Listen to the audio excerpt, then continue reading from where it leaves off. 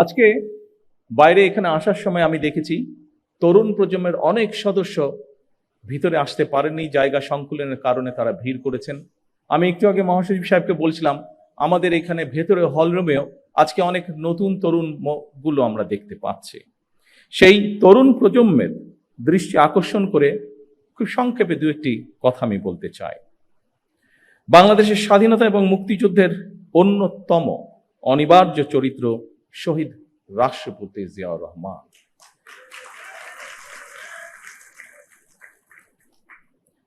আমরা দেখেছি অতীতে যেভাবে শহীদ জিয়াউর রহমানকে, তার অবদানকে, তার কাজকে খাটো করার চেষ্টা করা হয়েছে, এর থেকেই প্রমাণিত হয়েছে শহীদ রাষ্ট্রপতি জিয়াউর রহমান অবশ্যই বাংলাদেশের মুক্তিযুদ্ধের একজন অনিবার্য চরিত্র। কিন্তু সম্মানিত উপস্থিতিবৃন্দ, শহীদ রাষ্ট্রপতি জিয়াউর রহমান হঠাৎ করেই কিন্তু স্বাধীনতার ঘোষণাটি দেননি। শহীদ জিয়া প্রথম জীবনে অবশ্যই একজন রাজনৈতিক কর্মী ছিলেন না, তিনি একজন সামরিক সৈনিক ছিলেন। তবে তিনি বাংলাদেশের স্বাধীনতার যে স্বপ্ন, সেটি যে তার মনের মধ্যে সেই বোধ শক্তির পথ থেকে লালন করতেন, এটি কিন্তু তার একটি লেখায় ফুটে উঠেছে। স্বাধীনতার চিন্তা চেতনা যে তিনি ধারণ করতেন, একটি স্বাধীন বাংলাদেশের জন্য যে তার একটা দীর্ঘ মানসিক প্রস্তুতি ছিল, সেটি আমরা তার একটি লেখা থেকেই পরিষ্কারভাবে বুঝতে পারি।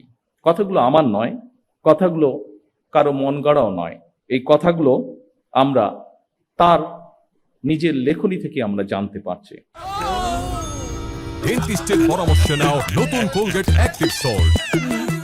স্বাধীনতা এবং মুক্তিযুদ্ধ নিয়ে শহীদ জিয়ার নিজের লেখা একটি প্রবন্ধ আছে। প্রবন্ধটির নাম একটি জাতির জন্ম প্রবন্ধটি।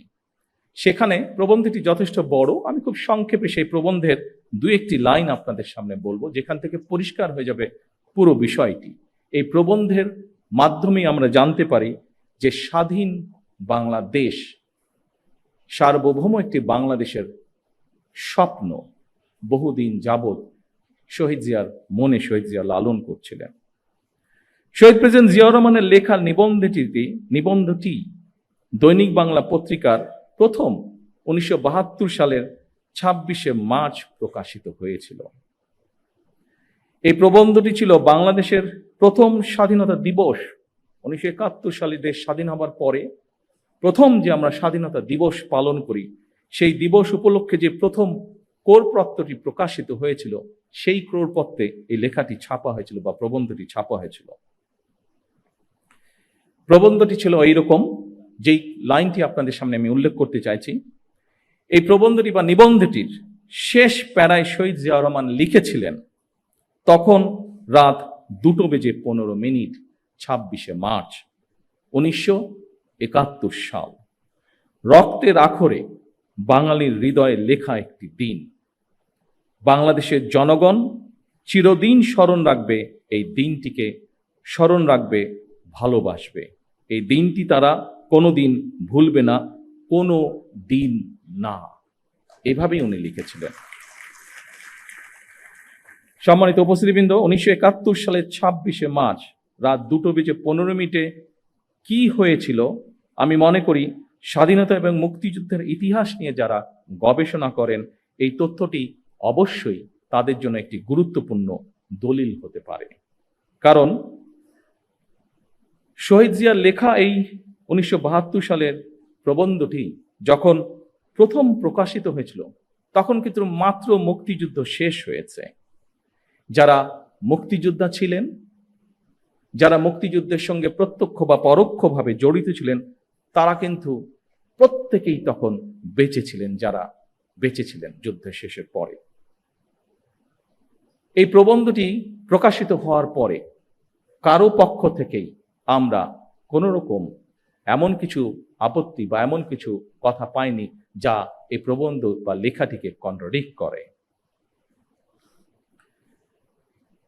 শহীদ জিয়ার এই প্রবন্ধটি যে শুধু 1972 সালের 26শে মার্চই প্রকাশিত ছিল তাও নয়।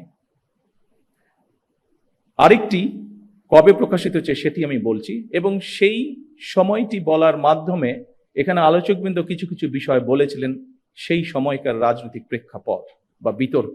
পরবর্তীতে আমরা দেখেছি শহীদ জিয়াকে খাটো করার জন্য বহু অপচেষ্টা হয়েছে, কিন্তু এখন আপনাদেরকে যেই কথাটি বা যেই তথ্যটি আমি দিব বা যেই কথাটি বলবো তার মধ্যে থেকে একদম সঠিক যুক্তি তর্কের মাধ্যমে প্রমাণিত হয়ে যাবে যে শহীদ জিয়াকে খাটো করার চেষ্টা করা হয়েছে।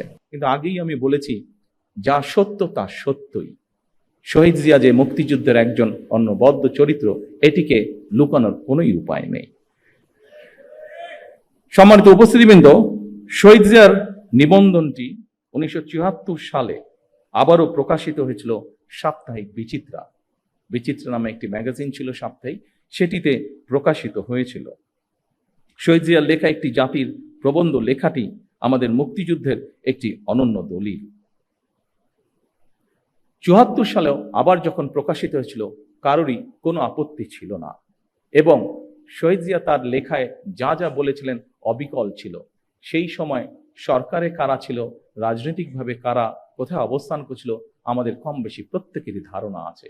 কিন্তু সেই সময় তৎকালীন সরকার অথবা রাজনৈতিক ব্যক্তিত্ব কেউ শহীদ জিয়ার কোনো লেখার প্রবন্ধটির কোনো বক্তব্যকে কেউ কোনোভাবেই খণ্ডন করেননি, চেষ্টাও তারা করেননি। কারণ সেই সময় যারা ছিলেন তারা জানতেন শহীদ জিয়ার প্রতিটি বাক্য, প্রতিটি শব্দ প্রবন্ধে লিখিত সত্য সেগুলি।